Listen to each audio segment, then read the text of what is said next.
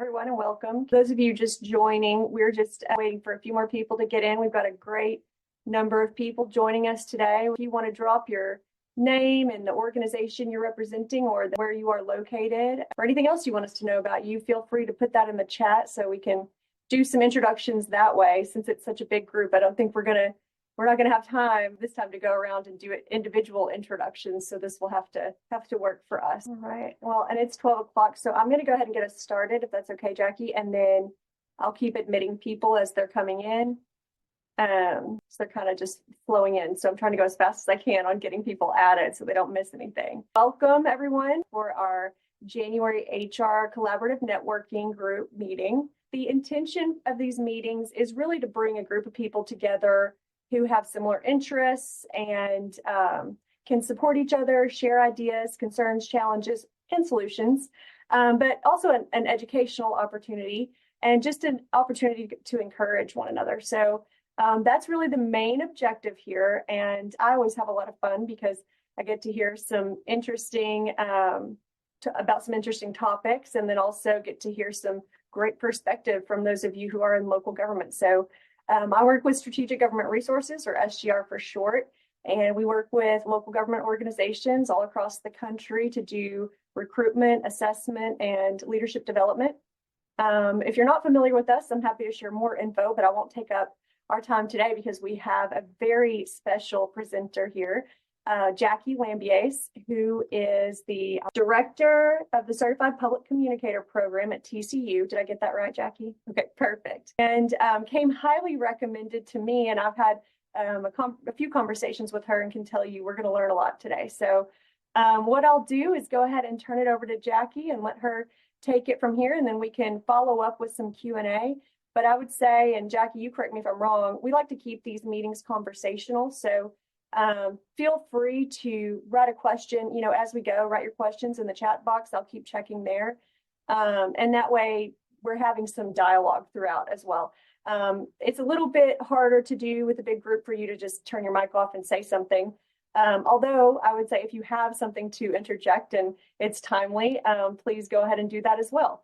But otherwise, feel free to use that chat feature and we'll try to get to as many questions as we can anyway. So Jackie, I'll turn it over to you now. Hey, great. Krista, thank you for asking me to be here. And I'm excited to talk about artificial intelligence. I've been thinking about it for many years, and especially this past year, and speaking a lot about it and learning along with all of you about it. So I'm so happy to be able to talk a little bit about it with you today. And I'll talk about 25 minutes and we'll have plenty of time for discussion at the end. So just want you to know that I'm not going to be talking the whole time for sure. Really, I'm a college professor, so I'm always in sort of teacher mode. And today, I guess the learning goal of this session is if due diligence is required before we use artificial intelligence in responsible and ethical ways, what type of preparation and discussion is needed before we put it into practice? And so I hope that by the end of this session, you'll get a few answers to that for your organizations. And really, there's two words that I would say we would want to focus on. One is disclosure, and the other is decision making. And so I think if we are open to being a disclosing type of organization with transparency about the ways that we're using artificial intelligence, and if we can promise the communities that we serve that we are the decision makers, that nothing else or no one else is making decisions except for humans inside our own systems, then I think we've started off on the right foot, and that's kind of my focus today.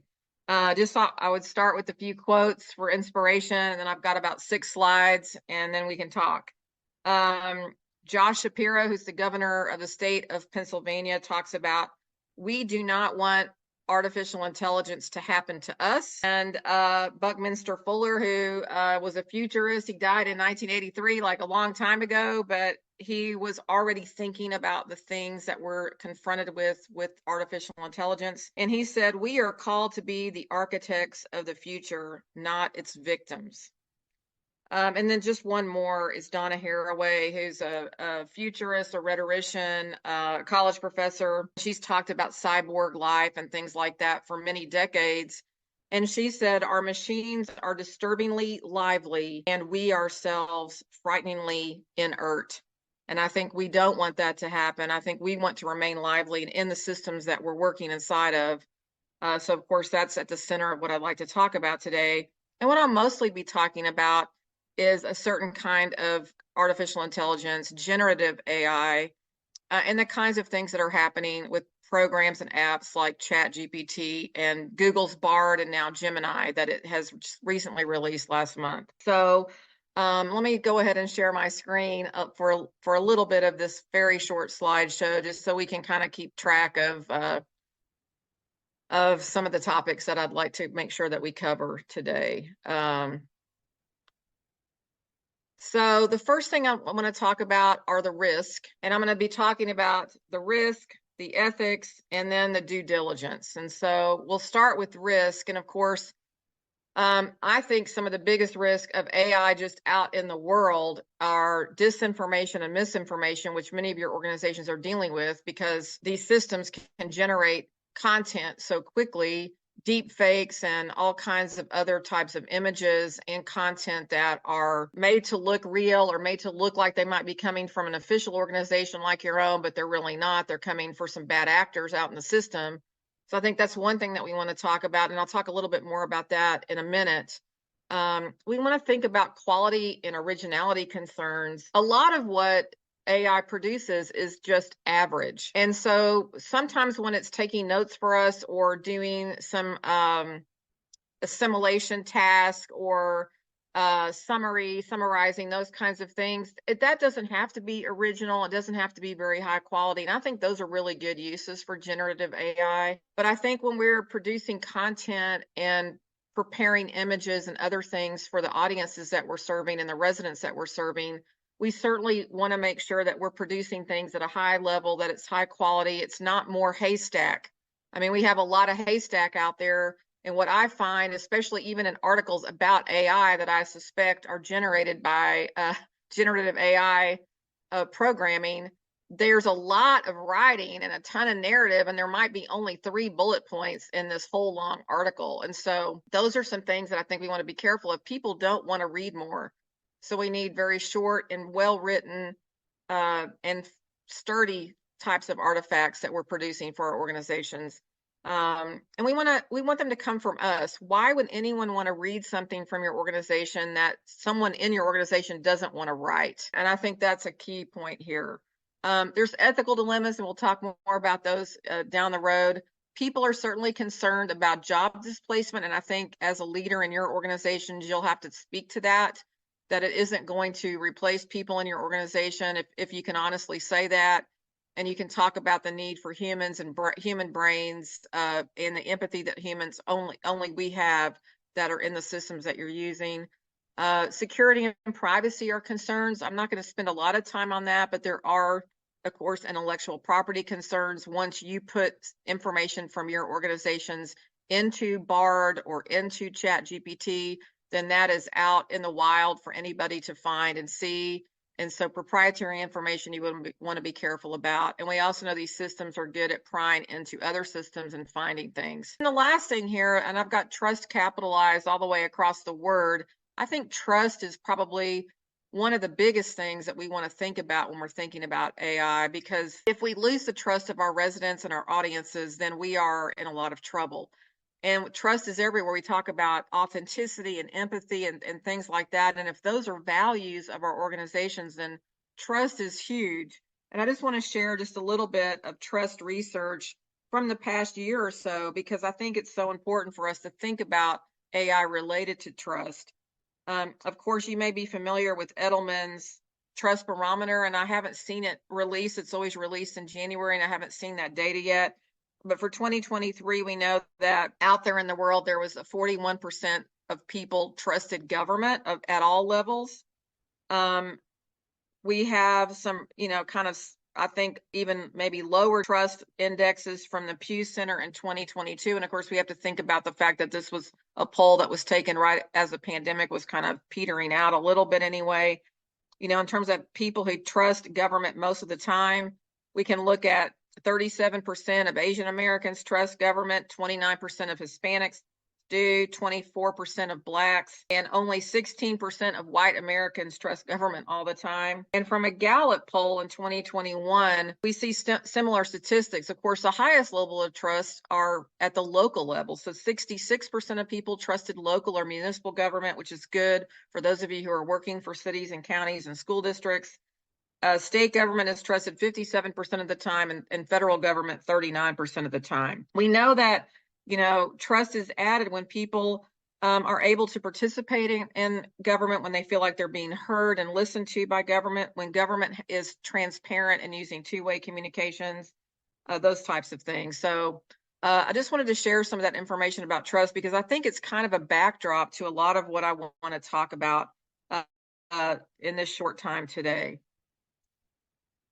In terms of ethical standards for us, the Public Relations Society of America is probably the largest and most well-known organization for public relations professionals. So the people that I work with are communicators and marketers inside of cities, or they're in charge of engagement and things like that in the program that I'm directing at TCU.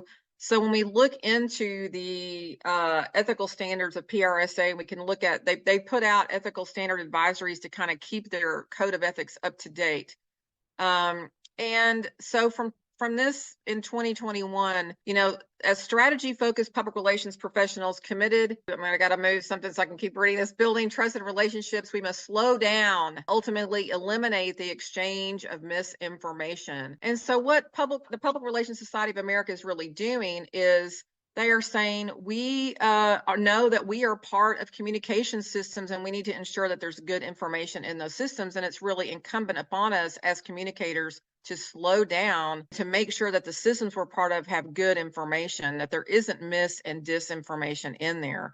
So we have an obligation to point out good sources, to be good sources ourselves, and to be inside of systems kind of fighting the good fight. And so in terms of trust and authenticity, I want to talk about sort of a concept called pre-bunking. I'm sure all of you have heard of debunking. When you see something that's out there that's wrong or false or a deep fake, we want to debunk that, certainly. But I think what we really need in the system, and kind of what I think the PRSA is pointing us to, is thinking about pre-bunking strategies so that when we see content in the communities that we're serving that is wrong, that is deep fake material, or in systems that our residents or community are using, as leaders in that community, we need to make sure that we are helping with pre-bunking, that we are talking about and showing people what these deep fakes look like, and the things that we recognize that are being targeted our community. We need to step in and be a good source for information. So we know that these bad ideas, wrong information, and flat out disinformation travel much faster than the truth. And so we need to think about pre-bunking. Pre-bunking is based on inoculation theory, and that's basically saying that if we can tell people a little bit about how deep fakes and false information and those who are sowing disinformation in our communities, how that works and how it looks and what it feels like, we can help inoculate them against bad information. I attended a seminar last week about trust and disinformation and misinformation, especially those two things. And it's still the case that people still also tend to see local media as trustworthy, especially broadcast stations. And so the communicators working on your team of people who have good relationships with broadcasters and with local media, those are still very valuable for being part of a system that helps to debunk and pre-bunk misinformation. So we might not be using AI in ways that cause us to need to pre-bunk, but we know that there's all kinds of actors in the systems that we're part of where artificial intelligence is putting out bad information. Your residents and your audiences are being targeted by people who are sowing this disinformation. And so we need to make sure that we're taking that into account. When we turn to ethics, we want to think especially about making sure that we always have continuing human discussion and oversight, that we are being transparent about the ways that we are using artificial intelligence, especially generative AI, and that we are talking about it and sharing that with the community in a transparent way. We are making sure to mitigate the bias that's in these systems. And so these large language models that are part of what Bard rests on or what Chat GPT rests on, these large language models are comprised of bias because they're all these text and images and ideas that are out in the world. And of course, some of those ideas and text and images are generated by people with bias, with racism, with sexism and other isms. And so all of that is in the system that these compositors are pulling from. And we want to make sure that we are not entering that bias into content that we might be asking those systems to generate for us. Privacy, again, is a concern in intellectual property. So once things are part of these systems, there is no privacy. So we want to make sure that we're attuned and aware of that. And then the last one here is accountability. That's the decision-making piece that I talked about right at the beginning, where I feel like we have to say that our systems, our organizations, if we are using artificial intelligence for any of the work we're doing, whether that's generative AI for content or whether that's another kind of artificial intelligence where we're looking into how to optimize traffic systems or transportation or billing or any number of things that we have been using artificial intelligence for, we have to be able to say, at the end of the day, humans are in the system, humans are the decision makers, and if there are problems in the world, we're not going to blame it on artificial intelligence. We're going to still be accountable and we'll only have ourselves to blame if things go wrong. And so I think making those statements and making sure that everyone inside our organization understands that is really important. The continuing human discussion and oversight is essential, and that kind of ties into due diligence, which I'll talk a little bit more about in a minute. To think a little bit more about transparency, the Public Relations Society of America, PRSA, if they had a really good writer for them who said, if you could boil down all of their code of ethics into one word, that word would be disclosure. And so again, those are why that's the key point for me. The disclosure piece and the decision-making piece, I think, are essential. So here's a way to practice what some people are starting to call an open book approach to generative AI. In other words, not having any secrets that we're using it behind the scenes, or people don't understand what's going on and they don't really know if we are using it or how we're using it. How can we be an open book about it? And so I've composed a statement to try to help you figure out how you might do this, how you might have this message on your website about your communication team. It might be nice for people to understand how you create content without artificial intelligence. How does your community come up with ideas for content? How do you deal with information? Those are things to be transparent about. Here's a way to do it with AI in mind, to think about, our goal is to be the first and best source of information for all types of communication, and that we have a team of people. If you do, or you might just have one person, or you might have a couple of people who do communication part-time, whatever it is, describe that here. And then I think make a very clear statement, the last sentence of this first paragraph, unless otherwise designated, all images and textual content have been created by these people for the city or for the organization. So I think that would be really important to make clear to everybody, and to have maybe a point person to answer questions about AI, which you could enter here in the last sentence of the second paragraph. So I think making sure that people understand that if they're in a system that's using AI and they're responsible for editing, that's important. Why would it be important for us to make this such an explicit statement? Like, we don't talk about the fact that we are using Excel or other similar programs to generate numbers and billing and things like that. Like, those are processes that have been going on for a long time in our communities, and people are very familiar with Excel and similar programs. Here's what I think the difference is. Excel, when you add 2 and 2 together, always comes out with 4. We know that with generative AI that sometimes 2 plus 2 don't equal 4, and that there's all kinds of hallucinations, what are called hallucinations, and other wonky and flat out wrong or biased information or strange wording we know that it generates these things. That is just how it's been working. And so because the system is not an airtight system like Excel, I think that's why we want to use it carefully and have continuing dialogue and discussion, not just say, well, you go over there and learn how to use that and just go do that. I think this needs to be organization-wide understanding of how these programs are being used. I dropped my notebook, so hang on. I don't think I'm missing anything, but last thing I want to talk about is due diligence. So for due diligence, some of the things that I think would be important for us to think about are these ongoing ethical discussions, just putting them on the calendar for weekly, monthly, quarterly, depending on where you are in the process of adopting and using generative AI. Coming up with these open book community facing statements that you want. I'll just be honest, in the PR community right now, there is no consensus about making these types of statements. So I want to be open with you about that. I think these will be essential, though, for us to go forward. For instance, the Associated Press has made a statement that it will not use any content generated by artificial intelligence, nor will it put any images out there that are created by artificial intelligence. In terms of, I think, trust and authenticity, this must be the standard for that type of content. We know right now that some of the generative AI design programs for illustrations and images aren't very good. Like people's hands look weird. There's kind of the weird uncanny valley where it sort of looks human, but not quite. Those types of things aren't good. And they're certainly not good for the types of organizations that are represented here today. If we can't get photographs of people in our own community doing things in our community, what are we doing?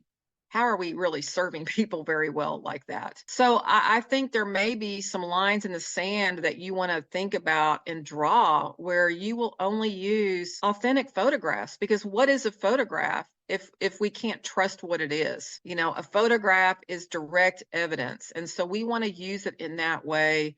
And the Associated Press and some other news organizations have made these statements, and I think they might be appropriate for us, especially in some of the news reporting that we're doing about the communities that we're serving, for sure. We also, in terms of due diligence, want to have great knowledge sharing in meetings or committees that are talking about these things on an ongoing basis, especially for organizational users, and to follow that up with good education and training for anyone in the organization who is a designated user of artificial intelligence. These folks should know who one another are. They need to be part of a community of discussion, and they need good training and support for the work that they're doing for you. We have to have constant monitoring and evaluating.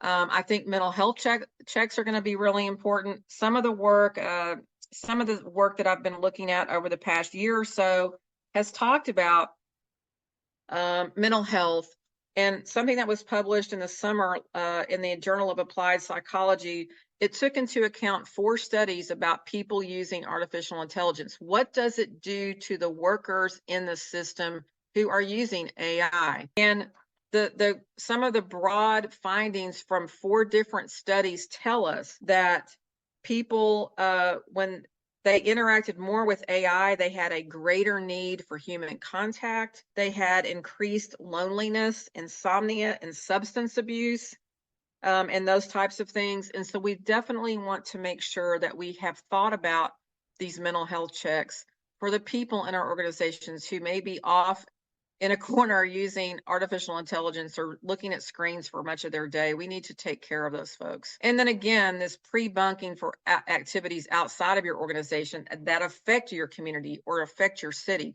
They may not directly affect your city or your organization, but they may direct your community, because people in your community are being targeted by these bad actors. So I think it is incumbent upon us to be aware of that and to engage in pre-bunking and support, and to talk about ways that our community may be targeted. There's lots of great fact check sites that you can use as kind of a third party authority if you don't feel like you have the knowledge or things at your fingertips. But Fact Checkiato is a wonderful site for Spanish speakers, and especially related to some disinformation, misinformation around voting and those kinds of things. There's a website called DesiFacts. It's for Indian Americans.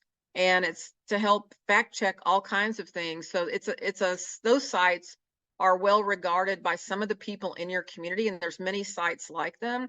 And so you can use them as backing and support for some of the pre-bunking that you may need to do.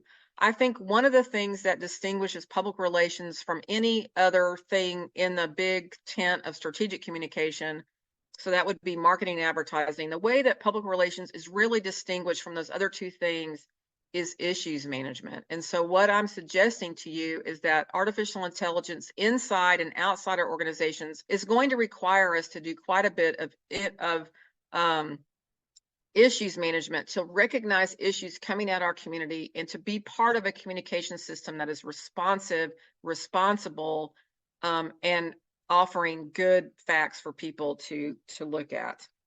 And that's really all I have to share formally with you. I know there's been a lot of questions also coming through, and I haven't had a chance to look at those yet, but maybe Krista has. But I'm happy to start a really good discussion, and would love to hear maybe some of the ways that you're using AI and some of the systems you have in place to make that use good for your communities. Awesome. Well, I'm going to open it up and let people. So I think the question that I got was about the copy of the slides. And Jackie, we do put the recordings of the meetings on the SGR website, and I dropped the link in the chat as well. But if you're okay with it, we can also put like a PDF of the slides if you want to share them. That's obviously up to you. Oh no, of course, they're good to share. I've been talking about these same things for the last 12 months, and they're all out there. So happy to share those. What is the best question that you've received so far, Jackie, during one of your presentations? Well, here's a great instance of, I think, a good use for AI. Somebody was talking about how they are, a supervisor, and they're having to communicate a lot in email, and then of course with performance reviews, and they know that there's people that they're supervising who need like some pats on the back, maybe more than other people need. And so they've recognized that, and they've let AI help them be a little more touchy-feely, a little bit more affirming. And so they've used it for a really cool thing like that. They kind of ask, they type a really good prompt, they get some response back, they massage it a little bit and use it, and they talk about how that's really made the relationships they've built with other people better, which I really love the use of that. We also know that kind of bears out in research as well. When AI was used to respond to patients for this is in the medical field, when doctors were asked to respond to a patient question, and when AI was asked to respond to a patient question, AI actually got rated better than some doctors. And so we know that all of us as humans are better at some things than others, and maybe AI can push us a little bit along into better performance as long as we are really engaged with what content it produces. I think it's an excellent use of it. That's really neat. We got a great question from Tracy that says, what department should be responsible for leading this effort? IT, HR, risk management, a communication team in the city manager's office, etc. I think that's an excellent question, probably something we're all trying to figure out right now. Right. I really do feel like for now, it should not be siloed in any one of those places, but perhaps by a committee of people from each of those places that have been named. I think it's the kind of thing where we don't know right now maybe where it belongs, and we may not know for a while. I think it should not be the purview only of IT. Absolutely not. And I think that any team within your organization that is using any kind of artificial intelligence should be on this larger committee. And there may be some smaller committees of that large committee where there is sharing and knowledge sharing and information sharing. I think that'll be essential to figure out how this is going to affect us, the people around us, and the communities that we're serving. And so I think it needs to be a wide open discussion as much as possible. And I think that open book approach tells us not to do the silos. I like that. I think, Will, are you still on the call? Because we talked about how Round Rock is using AI recently, and I wondered if you might be willing to share that, Will. You might be still Hey there. Yeah, I'm still here. Of course I'm here. If Jackie Lambiase is teaching, then I'm listening. I heard that from several people, in fact. So yeah, we're so honored to have her here for sure. Yeah, well, yeah, she's terrific. Yeah, I know in Round Rock, Sarah Bastillos, who followed me, I'm former communications director in Round Rock. And so one of the things that they're using is, everyone, and you're all familiar with this if you're working for local government, you've got a city council agenda, right? This packet, this massive amount of information about everything from new contracts for wastewater line maintenance to animal control change. I mean, there's 1,000 different things that city councils wrestle with and have to vote on every week or two. And so I know Sarah takes all the information that's already crafted that goes into the packet that different city employees in different departments have written up, and she will feed that into Chat GPT and say, just write me a summary of what's going on at the council meeting this week so she can share that with the media and other folks. And so it's taking content that has already existed, created by the humans at the city, and just asking Chat to summarize it. And of course, she'll go in and clean it up, rewrite it. But it's just a great way to shorten the time necessary for those kinds of tasks. You want people to know what's going on, what the council's voting on. And so that's a great way. That's just one of the ways I know that she's using AI in Round Rock. Yeah, I found that really interesting, and I love hearing the use cases so that we can learn from those. Anybody else have anything they want to share about how you're using it in your organization? Let's see. Amy said, I've used ChatGPT to help me generate interview questions.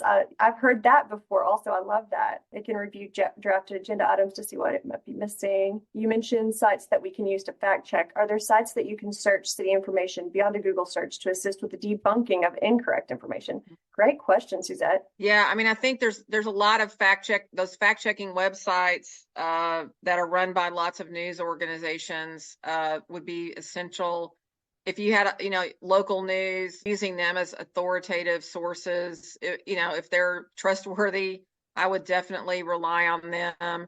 I think this is a great opportunity to partner with maybe targeted communities. And so I know that there's been a lot of people who've been worried about, there's been all these list of voting places that are wrong that have been generated purposefully. So if you're a county or a city that is publicizing where voting places are, and you know that there is misinformation or disinformation in the system generated by somebody else, partnering with organizations like the League of Women Voters, with activist groups in your community that that are for voting rights and things like that. I think that's a great way to partner with them. Excellent. What about, I know I saw two of my friends join, Teresa and Wendy. It didn't feel like an HR collaborative meeting at the very beginning when you weren't in yet. So I was happy to see your names pop up. But either one of you have anything you want to share about what y'all are doing at TML or at City of Bryan? Well, yeah, I've used it for like policies, new policies coming out. I mean, it's a draft, right?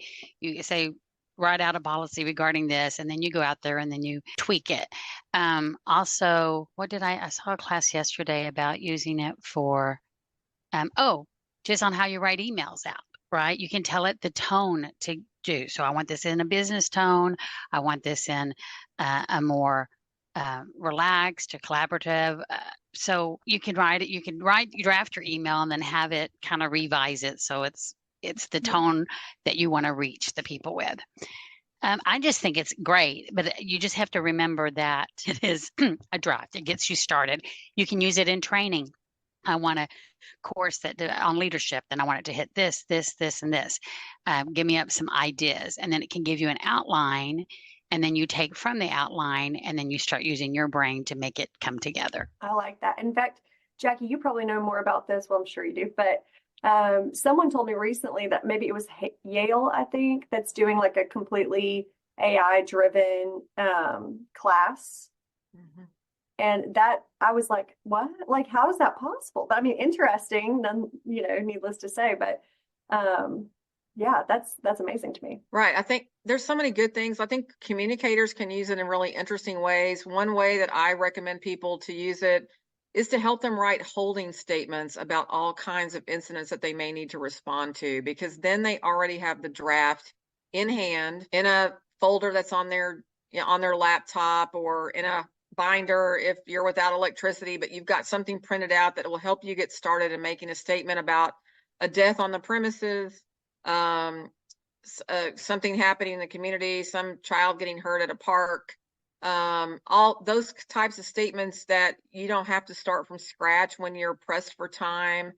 you really, when you hear from somebody about those incidents, especially the media, you want to try to have a statement for them within 15 minutes. You can get these holding statements together by writing really good prompts, by then editing them well and getting them ready. And then you could get somebody to approve them now when you're not in the moment. And you know that when the time comes, this is our pre-approved statement about this thing. And you could have 40 or 50 of these types of things. You might start with the 5 most likely things that would happen or things that you're dealing with all the time to help you renew and refresh language around those incidents. And so that's one good way. Somebody's already talked about how to use it for ideation or in brainstorming, I think, and really just mundane descriptions or mundane training. It can put together those things pretty well. It needs maybe sometimes some heavy editing, but you can get at least started that way. One way to use it, I think, if you're a communicator, is to get it to help you with meta tags, algorithms, hashtags, other things that will make your content sticky.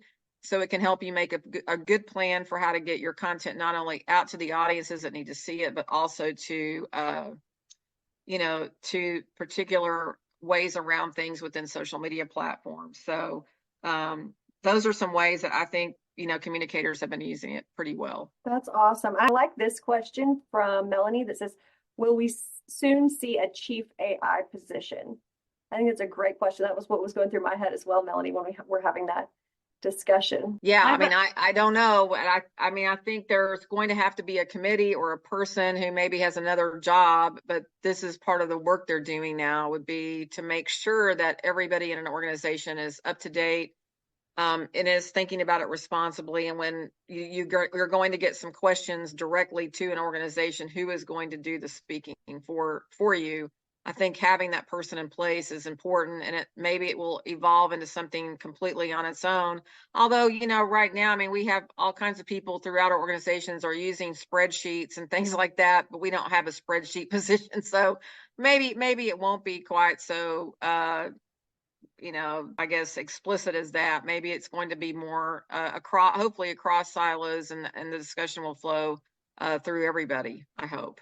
Mm-hmm. Like maybe just it becomes a work function, and the technical components are overseen by IT and the legal components are overseen by legal, so on and so forth. But we had a presentation recently from our strategic foresight team internally, and it was on AI and how, ways that we can incorporate it into how we're doing business. And one of the things they said that really stuck out to me was we really don't even think about it. We've become accustomed to using AI and we're using it constantly. We just aren't, Chat GPT obviously blew up and it's used, and I think that's what a lot of people associate with AI, but we're using AI in our daily lives on a pretty routine basis. Most of us are. And so I thought that was interesting too, just all of the ways we're using AI, but we're not connecting that, we're not associating it, I guess. Right. It's nothing new, right? Artificial intelligence is a wristwatch on your arm. Artificial intelligence was bells ringing in old villages to call people to go to a place of worship. And so, we have been getting nudges and prompts from devices and other things for a long time. One of the things Donna Haraway talks about is that we are already cyborgs. We are already prompted, pushed with our phones. Of course, right now we can see and feel that all the time if something's buzzing and things like that. And so humans have used artificial intelligence for a very long time. And this is just the latest iteration, the most visible thing. It's available to all of us. At one time, the internet was 4 computers in California or on the West Coast that were connected. And then at some point in the 80s and 90s, the internet became available to all of us. This is, I think, what the moment we're at with artificial intelligence. It's been in the hands of fewer people.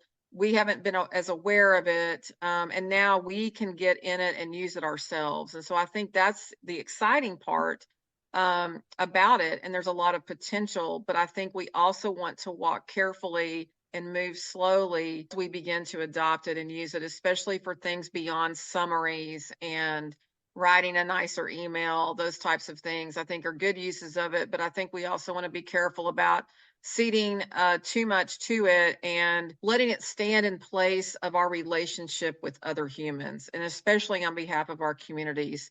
I think one thing AI might give us more time to do is listening and being present to people and building relationships. And so I hope we can use it wisely in those ways where we get more connected and not less connected. I think one of the things that we've seen since the advent, especially of the web and social media, is that trust is dropping and that we don't trust other people and we don't trust institutions with some of the stuff in between us. Sometimes we are allowing social media to take the place of relationship building that our organization should be doing in real time. We can't just throw a message up on Facebook and think we're done. And so I think, that would be the worry here again, as we rely on this and think we're actually doing something when really we're not affecting the system, and especially not in positive ways. Such good feedback. I also think Melanie's question about, is it seen as a good or bad thing to receive an employment application or resume that is AI generated? Is it too canned, or hooray, they are harnessing a new tool? Great question as well. Yes, I think you can see it both ways, right? You might be using it just to make sure that whatever black box system they're having to submit their materials to, that's going to be looking for keywords and things like that, they may be hoping to break through that system so that their credential can land on your desk and in front of you instead of being like ground under and not even looked at. So I don't know how to see that one. I think, some of those employment systems have been so they've devalued real connections between people, and they've, I think, put algorithms and keywords in the forefront. And I think we probably miss good people. And, maybe the response from the applicant pool is to do something like that. So, it's already been a devalued transaction, unfortunately. It seems like if somebody else were to put in the same prompt in their chat GPT, they would get a different response than what I'm getting, but I don't know if that's true. I think they would get a very similar response. If you put in similar prompts, but not the exact prompts, you're going to get what I'm calling haystack out, pretty average copy. I think we're impressed with it now because it's grammatical, and we know that we have humans in our lives who can't write, and so we're impressed that this thing comes out. But the tendency I see is very long articles with very little real information in them, where it's just, I think we're going to look back at it and go, oh my God, that's too long. There's not any, it's empty content. And so I think putting things at the beginning of a story is important. What journalists have been doing with the 5 W's and 1 H for many, many decades. What is the most important piece of information here? I think humans in the system can still help us with that. And AI is going to be out there just copying whatever's out there. So that's why a lot of it's junk. That makes sense. That makes complete sense. What else? I thought I heard somebody, and Teresa said a concern is that we don't lose our ability to write correctly without the assistance of AI. I think that's true for those of you out there who can write without the assistance of AI. But yeah, I think that's a really good point. Like, do we lose our own ability to do that ourselves if we rely on a tool? It's a great question. I mean, writing teachers and people studying rhetoric are thinking about that all the time. I think we've already been copying other people, right? And so, I can't remember who it was some current writer loved F. Scott Fitzgerald and sat down and copied out the Great Gatsby because he wanted to write like him, like F. Scott Fitzgerald. And so I think, artists have been looking at paintings and copying them, right, to learn how to do something. And so that's not a bad thing. But I think what we want to make sure of is whatever we're looking at and copying, is it good or not? And I think, the haystack argument that I'm always aware of, is that there's a lot of average writing out there that maybe doesn't move the needle, doesn't really help us very much, isn't full of good information, is just kind of fluff or just noise. That's what I think we want to be aware of. And I think people, again, I don't want to read more stuff. I don't want people to write long pieces. Actually, what I want is somebody to give me a bulleted list. And so I think, we're having, what I see the use of it is these longer pieces, long blog posts, articles that I know are definitely written by artificial intelligence. And I have to really search for the nuggets of good stuff in them. We don't have time for that. Yeah. So let's use it to write shorter, better, more efficiently. And then also make sure that there's a human in the system to tell us what the most important thing is and to make sure that's at the top. So there's still a lot of discernment anyway that we don't want to lose sight of, and want to keep growing that skill as we learn how to better use this tool, I think is a good way to say that. Yes. Yeah, and I agree, Amy, with the feel you need a personal touch. I agree. Well, we have a few more minutes if anyone has any more questions. In the meantime, I'm going to do my shameless plug moment because tomorrow is the last day to register for the Servant Leadership Conference, which will be in Dallas next week. So if you have not already, I dropped the link in the chat. We'd love to have you as an attendee or a sponsor or virtual attendee if you're not able to come in person. So feel free to check that out. Oh, yay, Amy, I can't wait to see you there. Good. But yeah, we'd love to have you. We have a great agenda, excellent speakers as always. And I think it's going to be a really fun time. So it's good for networking and learning. And so I would love to see you and say hi in person as well. I see a lot of you each month on video chat, but would love to see you in person, get to actually shake a hand. Anything else from anyone? Any other questions? I also put in the chat that if you have a topic suggestion, please feel free to send that to me. I'll put my email address in the chat too. It's on the website also, but just in case somebody wants to grab it, I'll put it here. And then I will, I think that sums us up. We're pretty much done. So I'll let you all get back to your day and get back to work, but thanks for joining us. We appreciate it. And I will see you next time. And thank you again, Jackie. That was excellent and enjoyed the information and getting to chat with you. Thank you. Thanks, everyone.